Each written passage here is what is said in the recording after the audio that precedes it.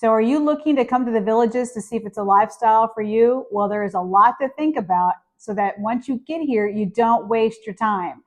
Planning is going to be huge in making the most of your visit, and I hope to help you with that in this video. I'll be referring to some notes from time to time because I have a lot of information to give to you so that you make the most of your visit. I'm going to start with pre-planning. So you are thinking about coming to the Villages and what you might want to do once you get here. Well, the brightest and shiniest object right now is the new area in the Eastport Entertainment section. And there's different villages down there like Shady Brook and Wellpoint and many others. And that is where a lot of the attention is going right now. So if you are interested in new construction or a custom home or a designer home, that's the area that you are going to be going to because that's really the only place that the new builds are. Also, because it is the new area and because it's not really established, the Villages grows so fast that the infrastructure of the businesses that need to support those homes are not there. Now, one really good example is a grocery store. Publix, which is the most popular around here, isn't even breaking ground until next year or 2026, and not even opening until 27. Besides that, there's small little convenience grocery store within the Villages, but nothing on a big scale. So you're going to have to drive.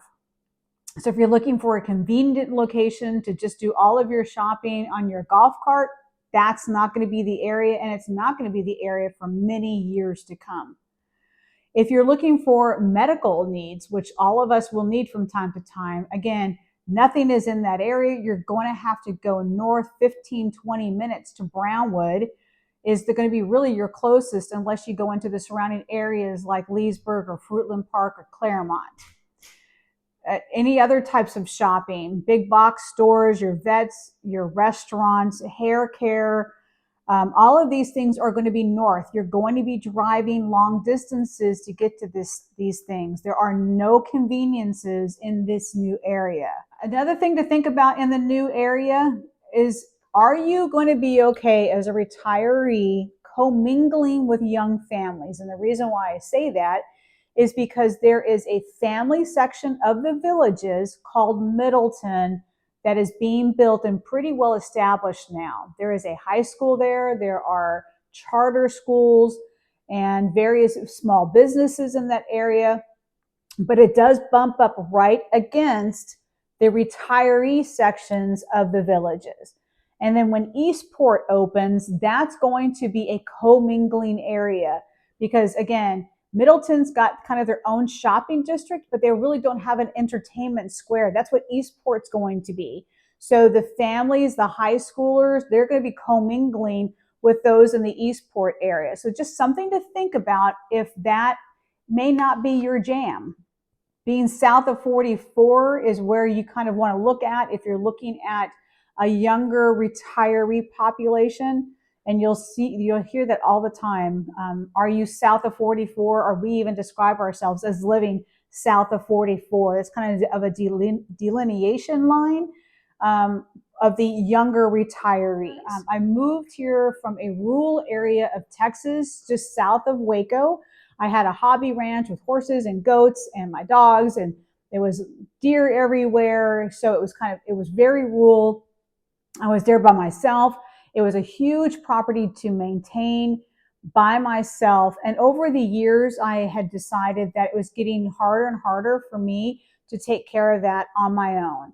I was also away from community. So being in a very rural area, all of my friends lived 25 to 30 minutes away from me. And I was always the one going to them because they were kind of reluctant to come out to where I was and the farm areas. So the Villages to me were about completely downsizing, not having to have the responsibilities of land anymore, and also to build my community. Now, the next thing to think about is what type of home are you going to be looking at?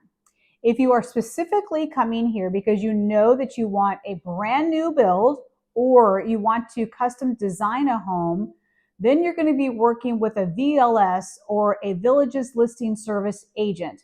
This is a salesperson, not a realtor, that works for the Villages. They also sell pre-owned homes. So the VLS, those are, if a home is listed, a pre-owned home is listed on a VLS site or the Villages listing site, that home can only be shown by a VLS salesperson. It cannot be shown by an MLS or multiple listing service person. And I'll give you an example here in just a second because I know it sounds really confusing. If a home is listed on the MLS site, it can only be shown by an MLS agent for, like, let's say a RE/MAX or Coldwell Banker, any of the other real estate agencies. My niece lives in Reno and is a real estate agent in Reno. I got with her and I said, hey, can you set me up with an agent, a real estate agent in Florida, because I knew that I was not looking at new homes. I knew that I wasn't looking at construction, new construction. I wanted a pre-owned home. So I said, set me up with an MLS agent so when I get to Florida, I have someone to work with. And she was able to do that. Now, when I started looking here for homes, I'm like, oh, but I like that home. But it was listed on the VLS site. And so my agent, my real estate agent here in Florida, knew a guy who was able to show me those homes as well. So I had the opportunity to view both because I pre-planned all of this. I had a real estate agent for the MLS who knew and were friends with a VLS agent for the Villages. And it worked out to my best interest because I was able to see anything that I wanted to see without there being any complications for that. So it's definitely something to consider before you get here to kind of figure out if you can make that happen with somebody that you know and you trust already wherever it is that you live. Next are the lifestyle visits that the Villages are famous for. So if you want to do the traditional lifestyle visit, here's the breakdown. They do them in 4 to 7 nights. If you choose to do that, you will only set you up in a home in Eastport right now because that is what they want to sell you. That is what they want you to see. You will only be placed in a brand new home in the Eastport area. Right now, it's in Wellpoint is where they're putting people, and you won't have any other options. They do not put you in Spanish Springs or around Brownwood or any place else that's already developed. They don't put you in any pre-owned homes. The cost per night is the breakdown for the different months. January to April is $199 per night. May through September, $99. And October through December is $149. As of this video, November of 25, they are booking into February of 26. The sales office will put you together with a VLS agent because that's what they take care of for a 2-hour orientation, and they'll take you to various places around Eastport and anything else that they really want you to see. They will ask you if there's something that they can help you out with, but know that their agenda is to sell you a home. The only thing that they can show you that another villager like me can't is the Street of Dreams or the designer new construction model homes. Those are the only things that a friend or a neighbor or a family member here or anybody else can't show you is homes on the Street of Dreams. So I rented a home for a couple of weeks in the new area because I wanted to see what it was all about. There's pre-owned homes down there as well. So I wanted to kind of find out what all the hype was.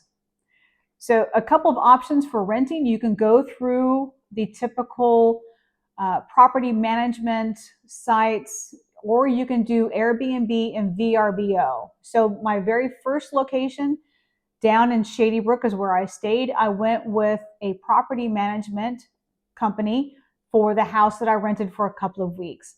Then I moved north into the Spanish Springs area, and there I found a home on VRBO, which was much less expensive.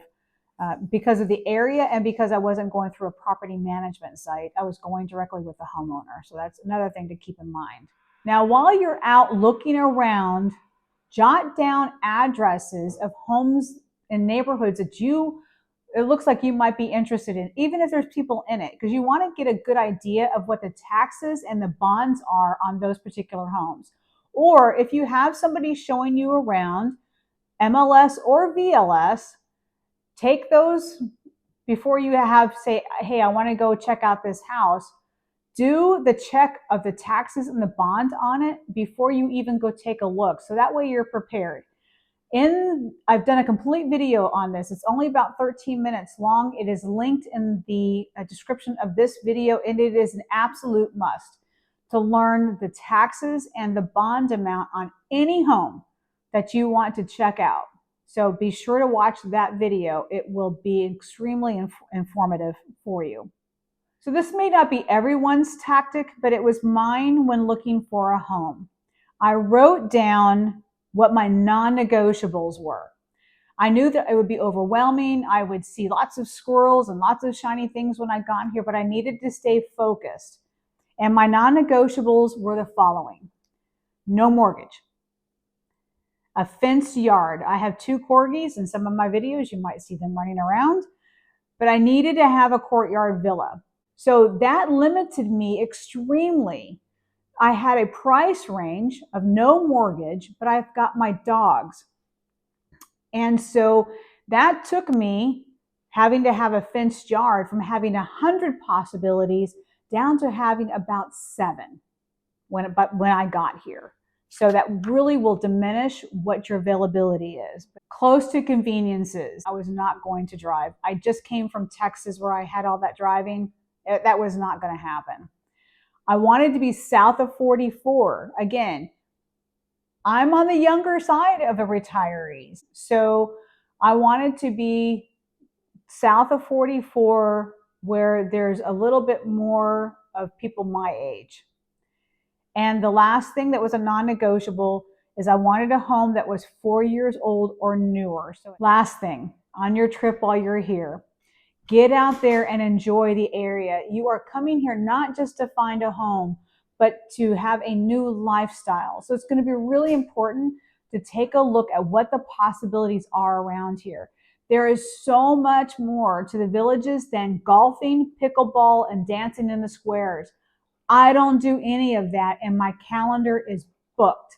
It's because I have made it a priority for me to get out of my home and to build that community. Again, going back to why I moved here to begin with, to build community, to have those friendships, that is extremely important to me. And traveling, I'm gone a lot.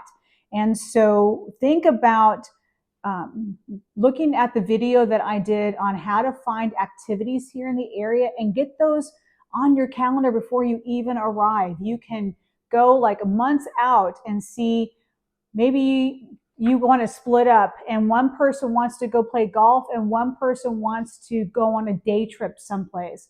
You can get with a travel company like Workman Travel, which I highly recommend.